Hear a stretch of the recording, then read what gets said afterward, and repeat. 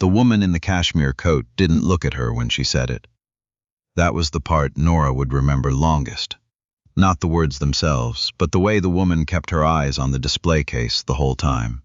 As if the conversation wasn't even worth the effort of eye contact. Get her out of here. She's making the other customers uncomfortable. Nora Galliard stood in the entrance of Harrowgate Financial on Bay Street, Toronto, holding a folder that had taken her 4 months to put together. Business plan, credit history, letters of reference, a lease agreement already signed, pending funding. She was 29 years old, wearing her best blazer, and the branch manager of the most prestigious private lending firm in the financial district had just asked security to remove her from the lobby. Nora didn't raise her voice. She didn't argue. She looked at the security guard, a tired man who clearly didn't want to be involved, and she walked out. 3 weeks later, Harrowgate Financial held its annual board gala at the Maison Beaumont event space in Old Montreal, the kind of event where the champagne glasses are never allowed to go empty and the auction items start at $20,000. The keynote speaker stepped onto the stage to applause. The branch manager looked up from her table. Her champagne glass slipped. That face. The woman from the lobby, standing at a podium with the Maison Beaumont crest behind her. Because Nora Galliard wasn't just the woman she'd had removed from her branch. Nora Galliard was the reason there was still a Maison Beaumont left to hold the gala in Montreal, early March. The kind of cold that doesn't care what month it is on the calendar.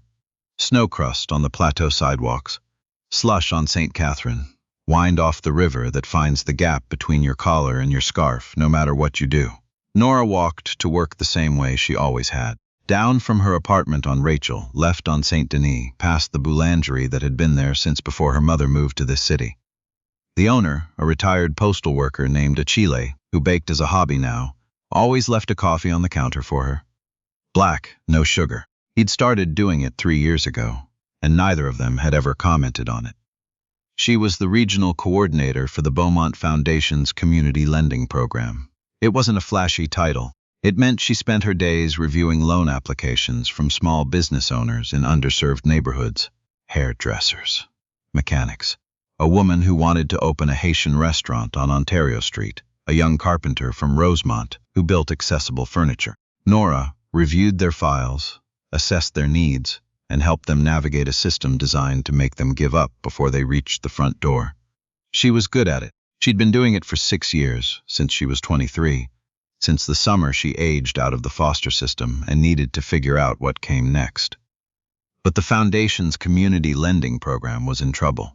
The Beaumont endowment had been mismanaged, not stolen, not scandalously, just slowly, quietly drained by a decade of poor decisions and an investment committee that treated the fund like a personal portfolio. By the time the board noticed, they were 18 months from insolvency. The lending program would be the first thing cut. Nora had spent 4 months building a proposal, a restructured model. New intake criteria, a mentorship component, a co-investment structure with 3 credit unions she'd spent weeks cultivating. She'd had the numbers reviewed by a retired economist who volunteered at the Foundation's East End office. She'd had the language reviewed by a paralegal at the legal clinic on Beaubien. The proposal was good. She knew it was good. What she needed was bridge funding, while the new structure was implemented. $60,000. For context, $60,000 was roughly what Harrowgate Financial's branch managers spent annually on client entertainment. She'd been referred to Harrowgate by a colleague who said they had a new community development lending arm. Apparently that arm did not extend to women who arrived in wool blazers with folders under their arms, looking like they might have grown up in places the people behind that counter had never visited. The security guard's name was Roland. He'd looked at the floor the whole time he walked her to the door. She hadn't blamed him. She'd walked back to the Foundation's office. She'd sat at her desk. She'd looked at the stack of pending applications on her left. 47 people waiting to find out if they'd get the money they needed to open the thing they'd built in their head for years. Then she'd opened her laptop and written an email to Edith Beaumont. Edith Beaumont was 81 years old and had not been actively involved in the Foundation's day-to-day operations for 15 years. She lived in the Laurentians, in a house that had belonged to her family since 1948, and she communicated primarily through handwritten notes and, when necessary, email. She responded to Nora's message in 11 minutes. "Call me," Nora called. Edith asked 3 questions. "How much? How long? What's your plan?" Nora answered all 3. Edith said, "I'm coming to Montreal next week. I want to meet you at the office, not a restaurant." That was October. By January, things had changed in ways Nora hadn't anticipated. The Foundation's investment committee had been replaced. An external review had been commissioned. Edith had quietly, methodically begun calling in favors from people who'd known her for 40 years. People who sat on boards, who ran pension funds, who remembered when this city was smaller, and a woman's word still meant something without a press release attached to it. And 3 weeks before the Harrowgate branch manager looked up from her champagne glass, Nora had been appointed interim executive director of the Beaumont Foundation. She hadn't announced it publicly. She'd been too busy. There were 47 files on her desk, and the new co-investment agreements needed final signatures, and she still hadn't hired a replacement for the community coordinator position she'd vacated. She hadn't thought about Harrowgate in months, until the gala invitation arrived with a note from Edith that said, simply, "You should go. It's time they knew." The Maison Beaumont was a venue that Nora knew well, because the foundation had used it for events before Edith's great-niece had sold it to a hospitality group 3 years ago. Marble floors, a vaulted ceiling with the original ironwork intact, a staircase that went nowhere particularly useful but looked magnificent. She arrived on time, which in gala terms meant she arrived early. She found Edith at a table near the back, wearing a brooch shaped like a pine bough and drinking sparkling water with the air of someone who had attended 400 galas in her life and found them all equally unnecessary but occasionally useful. "You look well," Edith said. "You had them put my name on the program," Nora said. "I did. You could have mentioned that. You would have worried about it for 2 weeks. Edith set down her glass. "The woman from Harrowgate is at table 7, I thought you should know." Nora looked. The branch manager, her name was Suzanne Aldred, Nora had looked her up, was seated with a group of people who all had the same expression. Satisfied, relaxed, certain of their place in the room. She was wearing a burgundy blazer and pearl earrings and talking to the man on her left without much apparent interest in what he was saying. Nora looked for longer than she meant to. "What do you want me to do about her?" she asked. "Nothing," Edith said. "Just go up there and be yourself. That will be more than enough."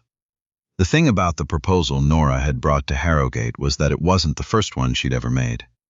It wasn't even close. She'd been making proposals her whole life, in one form or another. When she was 7, she'd lived in a house in Verdun with a foster family who had 3 children of their own and not quite enough room for a 4th. She'd made herself useful. Grocery lists, schedules, reminding the oldest son about hockey practice when his parents forgot. She was quiet and precise and did well in school because school was the one place where doing well meant something consistent. When she was 12, she moved to a different house. The woman there, Paulette, was better, warm, genuinely kind, the sort of person who remembers how you take your tea. But Paulette had health problems and couldn't keep fostering, and by the time Nora was 15, she was in her 4th placement. She'd learned to travel light, not in the romantic sense, not in the sense you'd put on a motivational poster. Just practically, you couldn't carry much when you didn't know how long you'd stay. By the time she aged out at 18, she had a backpack, a laptop she'd earned through a provincial youth employment grant, and a very clear understanding that no system was going to hand her anything. Whatever she built, she'd build herself. She enrolled in community college, worked 2 jobs, graduated with a diploma in not-for-profit administration, and a grade point average high enough that a professor had quietly suggested she apply for a transfer to a university she had. She'd gotten in. She worked through that too. By 23, she was at the foundation. By 26, she was running the lending program. By 29, she was sitting in the lobby of Harrowgate Financial on Bay Street, Toronto, holding $60,000 worth of paperwork, being asked to leave before she'd had a chance to say a word. She thought about that sometimes. Not with bitterness, exactly, but with a kind of clarity. The world gives you information about itself constantly. You just have to decide what to do with it. She'd decided to do the work anyway, back at the gala. The program started at 8. Nora sat with Edith and a small group of foundation board members through the welcome remarks and the first presentation, which was a land acknowledgement followed by a 10-minute overview of Harrowgate's community investment portfolio. Nora listened carefully. The numbers were not, she thought, as strong as the marketing implied. When the MC introduced her, she heard the shift in the room. Not dramatic, just a settling, a focus, the kind of thing that happens when someone unexpected takes the stage. She spoke for 15 minutes, no notes. She talked about the 47 people whose files sat on her desk. She talked about what it meant to have a business plan ready and a location secured and a community waiting for you to open, and then to be told no by someone who hadn't read past the first page. She talked about the co-investment model the foundation had built with its credit union partners, and what it had returned to its communities in the past 18 months, and what it was going to return in the next 5 years if the structure held. She didn't look at table 7. She didn't need to. When she finished, the applause started slowly and then wasn't slow at all. Suzanne Aldred found her at the drinks table 20 minutes later. Nora had seen her coming, watched the decision form on the woman's face, the calculation, the social math, and waited. Mrs. Galliard. Suzanne's voice was careful, professional. The voice of someone who had been in rooms like this one long enough to know how to manage uncomfortable situations gracefully. That was a remarkable presentation. Nora held her sparkling water. Thank you. I wanted to introduce myself. I'm Suzanne Aldred. I know who you are, Nora said. Not cold, just clear. Suzanne stopped. For a moment, neither of them spoke. Then, you came to our Bay Street branch. I did, Suzanne began and then stopped and then tried again. I wasn't aware of the circumstances. You weren't in the room, Nora said. You gave the instruction from the back. Suzanne's face did something complicated. Not quite shame. Not quite the absence of it either. Somewhere in between, the expression of a person reckoning with a gap between the story they tell about themselves and the things they've actually done. I understand that an apology probably isn't. I don't need an apology, Nora said. She looked at Suzanne steadily. The $60,000 I came for? We got it from 3 credit unions in 60 days. The lending program is fully funded and scaling into 2 new neighborhoods this spring. The 47 people waiting on my desk have answers now. She paused. What I'm telling you is that what you did didn't stop anything. It just meant someone else got to be part of the story instead of you. Suzanne Aldred looked at her for a long moment. Whatever she'd expected, anger maybe, or cold satisfaction, or the dignified restraint of someone who'd made it despite the odds, this wasn't it. This was something harder to carry. The simple accounting of a consequence. She nodded once and walked back to table 7. Nora found Edith on the steps outside at 10:30, waiting for her car. How do you feel? Edith asked. Nora considered it honestly. Like I did my job, she said. Edith made a sound that might have been a laugh. That's the right answer. The car came. Edith got in. She paused with her hand on the door. The board is meeting in April, she said. I'd like you to present the 5-year plan. I know, Nora said. I've already started it. Edith smiled. It was the smile of someone who had seen a lot of people start things and finish almost none of them, and who knew, looking at this particular person, that this was not one of those cases. Good night, Nora. Good night. The investigation into Harrowgate Financial's community lending practices opened 6 weeks after the gala. Not because of anything Nora did. She hadn't filed a complaint. She hadn't spoken to a journalist. She hadn't posted anything. She'd simply gone back to her desk and the 47 files and the work that needed doing. But 2 other people had. A journalist named Daphne Willette at a Montreal weekly, who had been looking into discriminatory lending practices in the financial sector for months, and a former Harrowgate loan officer named Bertrand who had left the firm the previous year and was, it emerged, very willing to talk. When Daphne reached Nora for comment, Nora answered 3 questions and said she'd let the foundation's work speak for itself. She offered to connect the journalist with 2 of the community borrowers who'd been approved through the credit union program, if they were willing. Both spoke on the record. The story ran on a Thursday. Suzanne Aldred was placed on administrative leave the following Monday. The investigation would take months, and the outcome was uncertain in the way these things always were. Nora didn't follow it closely. She had work to do. April came. The snow finally let go of the city, reluctantly, the way it always did in Montreal. Not all at once, but in stages. Brown and gray turning to gray and green, the ice on the St. Lawrence breaking up quietly overnight. The foundation's 5-year plan was approved by the board unanimously. New co-investment partners. 4. New neighborhoods in the first year. 3.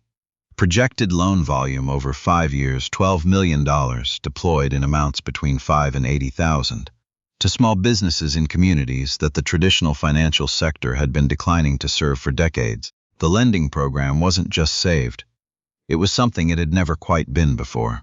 Stable, purposeful, designed to grow. Nora was in the office until 9 the night of the board meeting, finishing a response to 2 new applications that had come in that week. One was a woman in St. Henry who wanted to open an alterations shop. One was a young man in Point St. Charles who repaired bicycles out of his garage and had outgrown the space. She approved both. She walked home along the plateau, past the boulangerie, past the building where she'd lived when she first came to Montreal, past the park where she'd sat on a bench the summer she turned 24, and thought carefully about what kind of life she wanted to build. Not the life someone else decided she deserved, her own. She hadn't known at 24 exactly what that would look like. She had a better idea now. Achille left coffee on the counter the next morning, the same way he always did. Black, no sugar. Nora picked it up on her way past. She never explained what she did for work. He never asked. He was 73 years old, and he'd spent 40 years delivering mail to people in this neighborhood. And he understood, in the particular way that people who've been paying attention for a long time tend to understand, that what mattered wasn't what a person said about themselves. It was what they showed up to do, day after day, in the cold and the slush and the ordinary hours when nobody was watching. She had a folder under her arm. 12 new applications, reviewed last night, ready to process. Some of them would get yes, some of them would get not yet. All of them would get a real answer from a real person who had read every page. That was the job. She pushed open the door of the foundation office on St. Denis and went to work. Suzanne Aldred never returned to the Bay Street branch. The investigation concluded the following year. The findings were referred to the Financial Services Regulatory Authority of Ontario. Harrowgate issued a statement. Policies, they said, were being reviewed. Standards were being updated. They remained committed to equitable access to financial services for all Canadians. It was not an apology. It was not nothing either. It was a piece of paper that would be attached to their file for a long time.